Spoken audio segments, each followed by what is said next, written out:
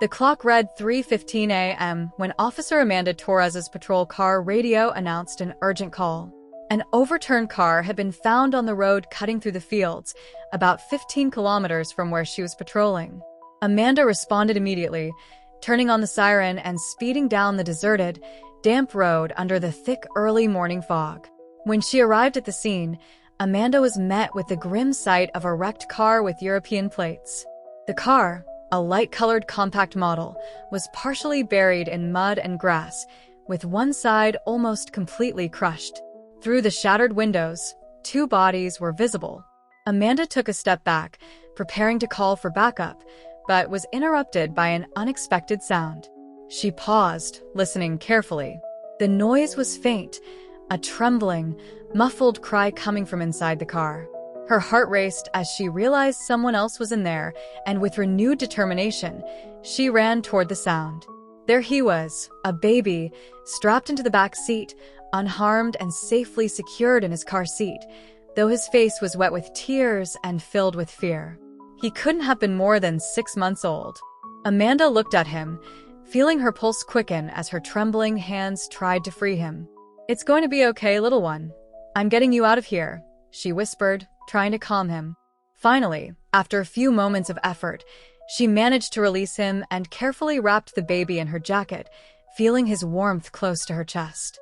The baby stopped crying and nestled against her as if he sensed that this stranger was his only source of safety.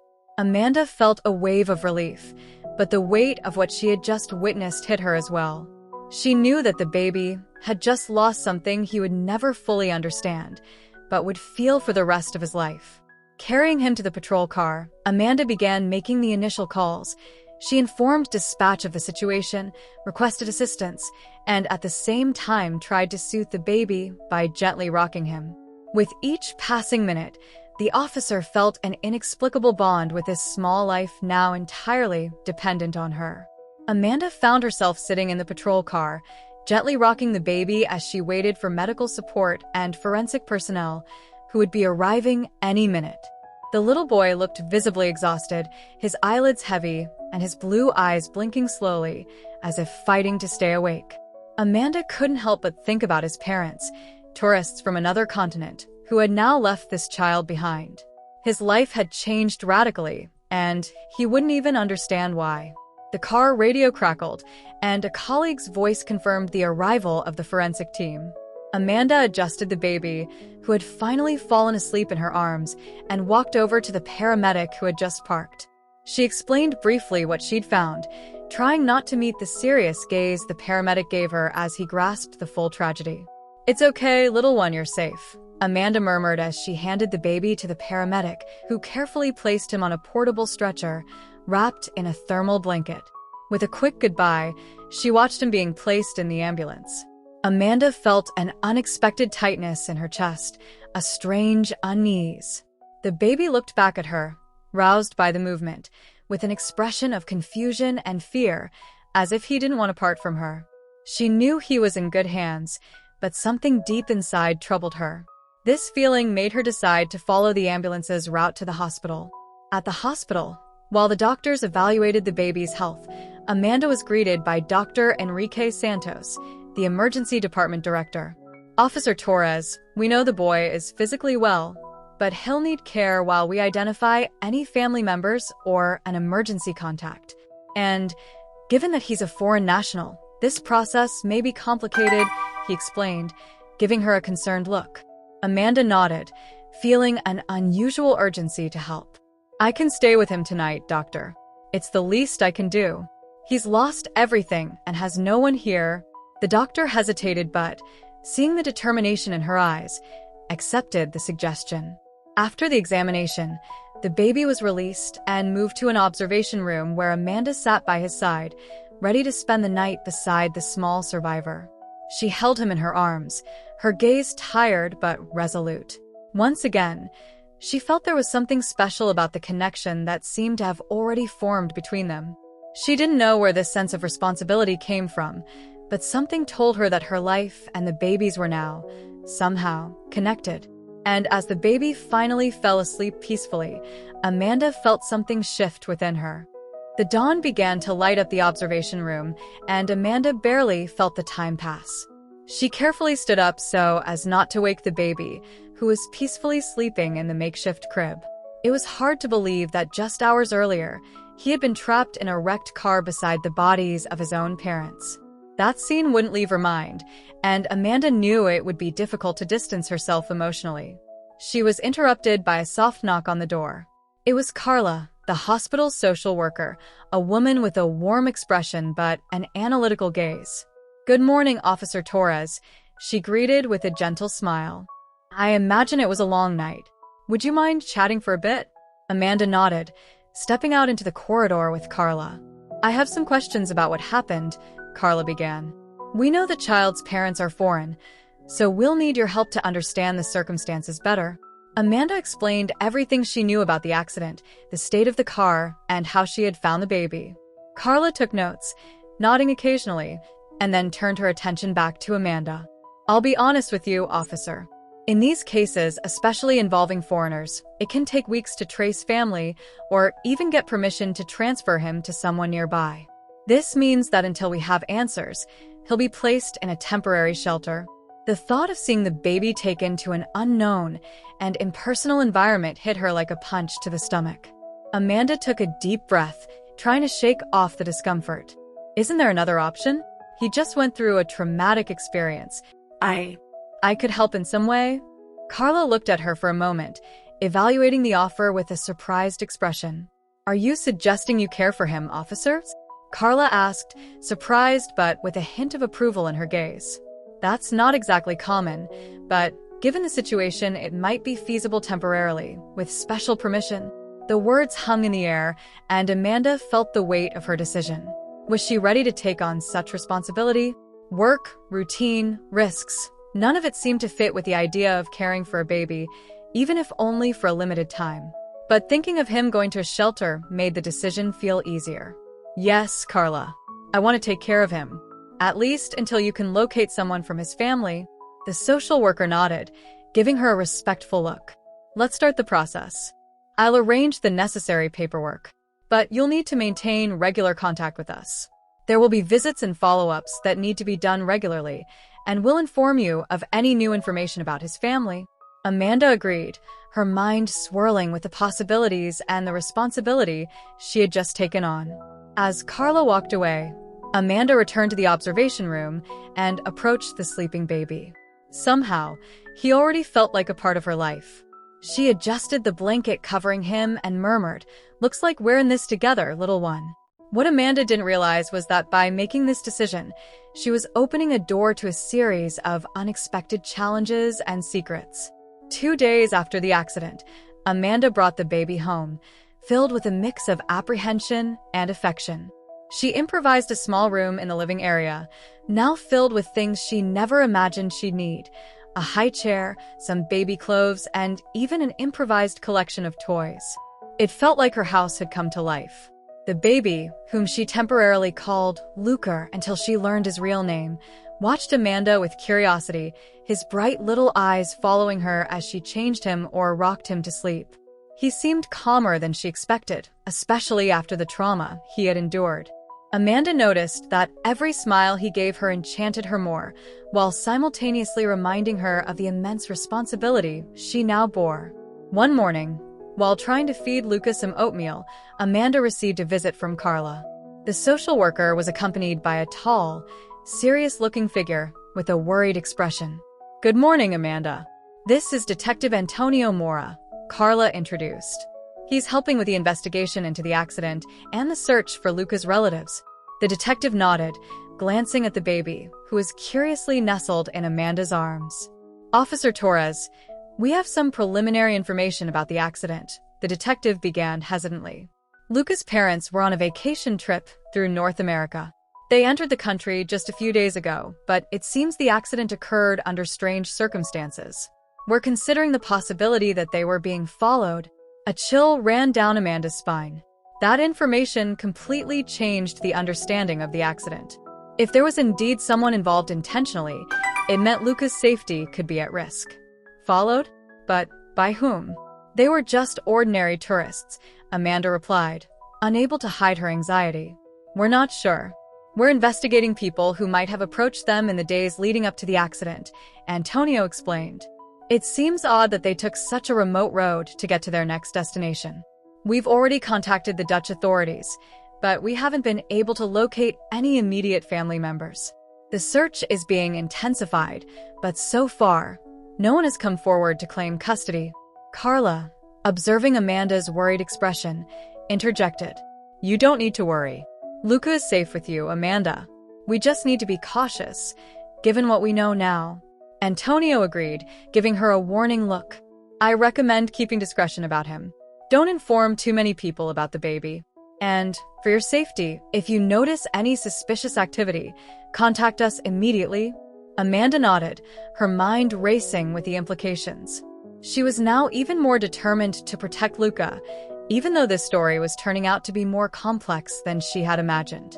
After Carla and Antonio left, Amanda approached Luca, who was now playing with one of his new toys on the floor. She knelt down beside him, her thoughts still swirling, but with a growing certainty. "You're safe here, Luca. I promise no one will harm you," she murmured. And in that moment, the baby smiled at her, as if he understood that she was his guardian. Amanda felt she was becoming involved in an increasingly deep web of circumstances, and at the same time, she knew she would do everything to keep him safe. The following days passed in a blur for Amanda. She tried to balance work with caring for Luca, a task that was anything but easy. However, every smile, every laugh, and even the midnight cries made her feel that every second was worth it. The bond she felt for him grew in an inexplicable way, and the thought of handing him over to strangers or a shelter disturbed her. One Sunday morning, Amanda decided to take Luca for a walk in the park near her home. She wanted him to feel the fresh air, the gentle breeze, and to observe other children. With him in the stroller, she felt like any other mother, strolling with her child and enjoying a rare moment of peace. But as she walked through the park, Amanda noticed a discreet-looking man who seemed to be watching them from a distance. He pretended to be looking at his phone, but his gaze kept drifting toward Amanda and Luca. A feeling of discomfort grew in her chest, and she tried to ignore him, but the man began to follow them at a cautious distance. She quickened her pace, her instincts as a police officer kicking in immediately.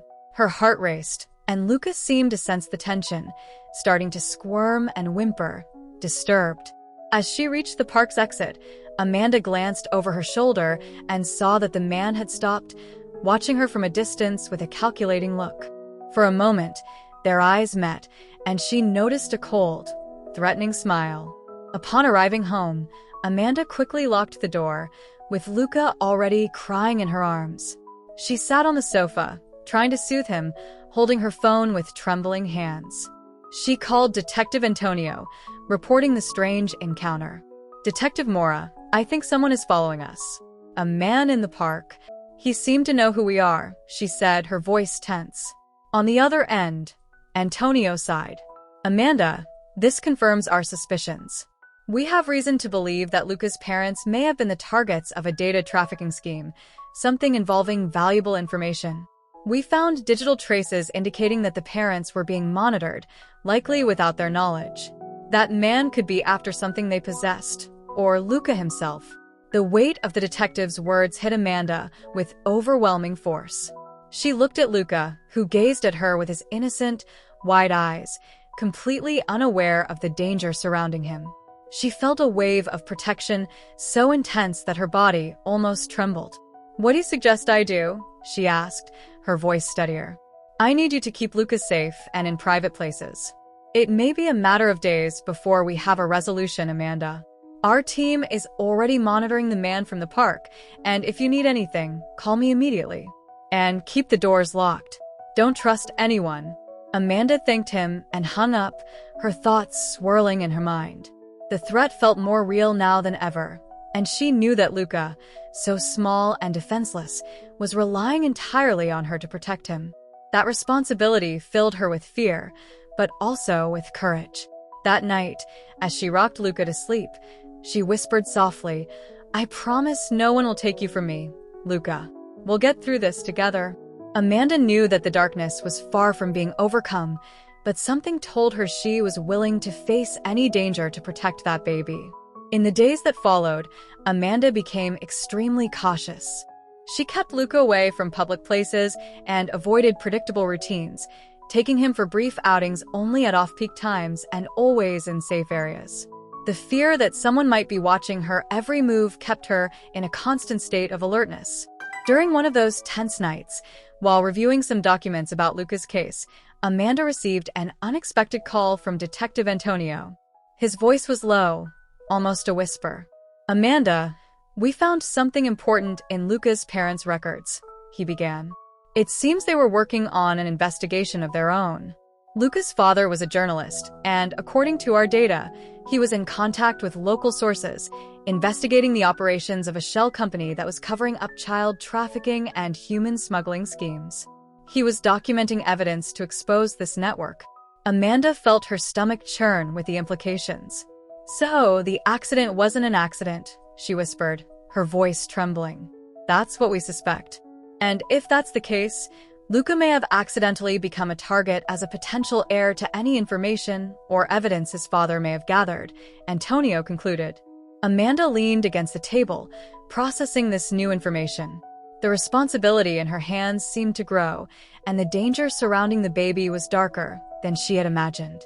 So small, and already a target of a criminal network, all because of his parents' work. "How are we going to keep him safe?" she asked, resolute. "Our team is mobilized and tracking those involved, but these contacts are discreet and highly connected. I need you to continue taking extreme precautions. We've also arranged for discreet surveillance at your home, just to ensure you have backup if needed. If you notice anything strange, any detail, call me." After hanging up, Amanda looked at Luca, who was sleeping peacefully in his crib, unaware of the weight of the circumstances. The sight of him, innocent and fragile, gave her the strength to remain calm. However, as she left the room, Amanda heard a noise coming from outside. She froze, feeling her heart race, and went to the window. In the street, a black car was parked with its lights off. She furrowed her brow, watching the vehicle as she tried to see if anyone was inside. When she noticed a slight movement in the driver's seat, her anxiety intensified. Amanda grabbed her phone and quickly sent a message to Detective Antonio. She knew he would send reinforcements, but while she waited, she tried to remain calm and calculate her options. She needed to be strong for Luca. With cautious steps, she moved to the room where he slept. The baby was still sleeping serenely, and Amanda picked him up, holding him close to her chest. She needed a plan. She wouldn't allow Luca to be taken, no matter how dangerous those men were. In the darkness and silence of the house, Amanda realized that it was not just about protecting Luca. She already loved him as if he were her own child. From that moment on, the fight for little Luca's safety became a personal battle. Amanda didn't sleep that night. She spent the hours on high alert, checking windows and doors with Luca in her arms. Near dawn, an unmarked police car arrived to assist with the surveillance. Detective Antonio had sent one of his trusted agents to bolster their security, and Amanda felt a slight relief, even though she knew nothing would allow her to rest completely until Luca was far from danger. That morning, Carla, the social worker, arrived early with updates about Luca's situation. With a worried expression, she entered the room where Amanda was with the baby. "Amanda, we found a distant aunt of Luca's. She lives in the Netherlands and is the only legally registered relative, but, well, her situation doesn't seem ideal for taking in a baby, and she herself seems hesitant about custody," she explained, her face serious. "In any case, we'll have to wait to understand the next steps." Amanda felt a mix of emotions. Part of her feared that Luca would be taken far away, but another part worried that if he stayed, he would be under constant threat. She was interrupted by a notification on her phone, a message from Antonio. The content was alarming. "We confirmed that the men who were in the car last night are associated with the group investigated by Luca's father. I need you to prepare for a possible immediate departure." Amanda's heart raced. She knew the situation had become more dangerous and, at the same time, more urgent. Carla, noticing the tension on Amanda's face, asked, "Is everything okay?" Amanda took a deep breath and decided not to hide the gravity of the situation. "Carla, I think we're under surveillance by a dangerous group. Luca's parents were investigating something very serious, and there are people looking for him. I don't know how much longer I can keep him safe here." The social worker fell silent for a moment, absorbing the information. Finally, she nodded. "Amanda, if you feel there's no longer safety, I trust your judgment. Maybe we should arrange for a safe location, or perhaps a secluded place for a while." Amanda didn't hesitate. She packed some clothes and the essentials for Luca into a backpack.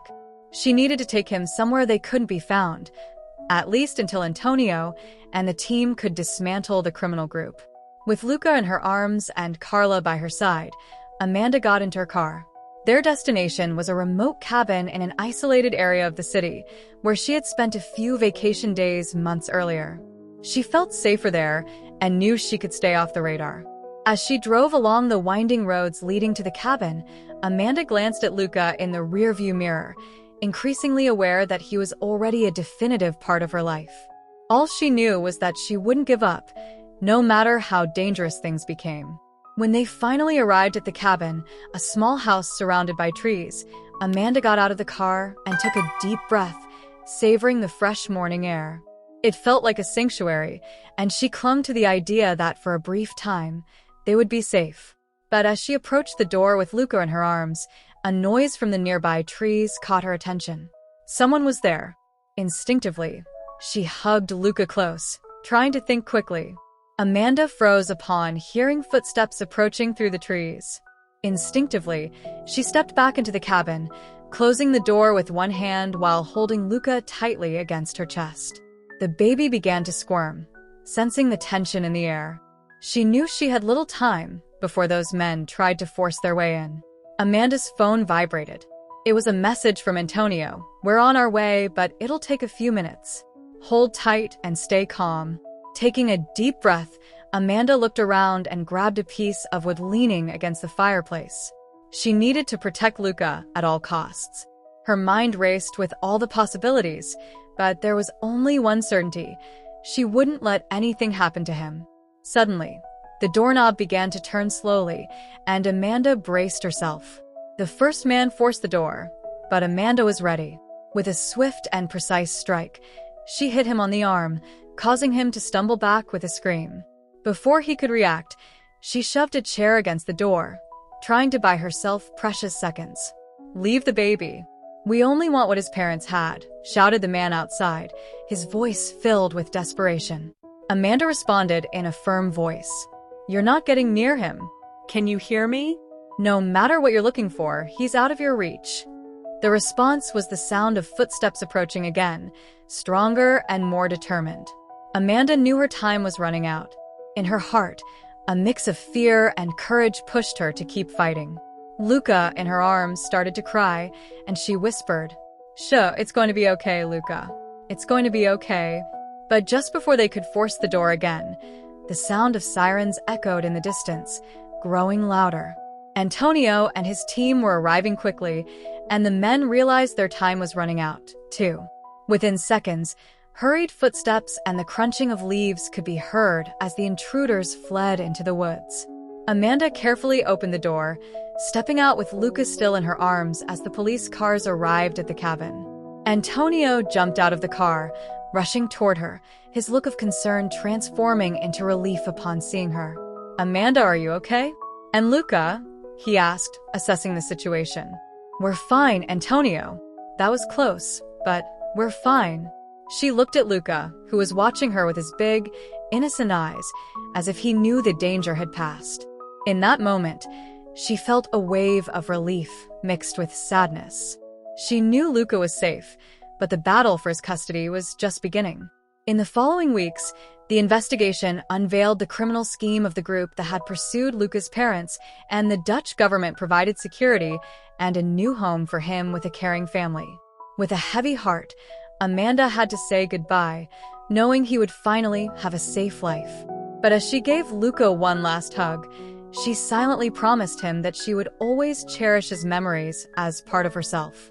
As she watched Luca being taken away, Amanda felt that, however brief it had been, the experience had changed her life forever.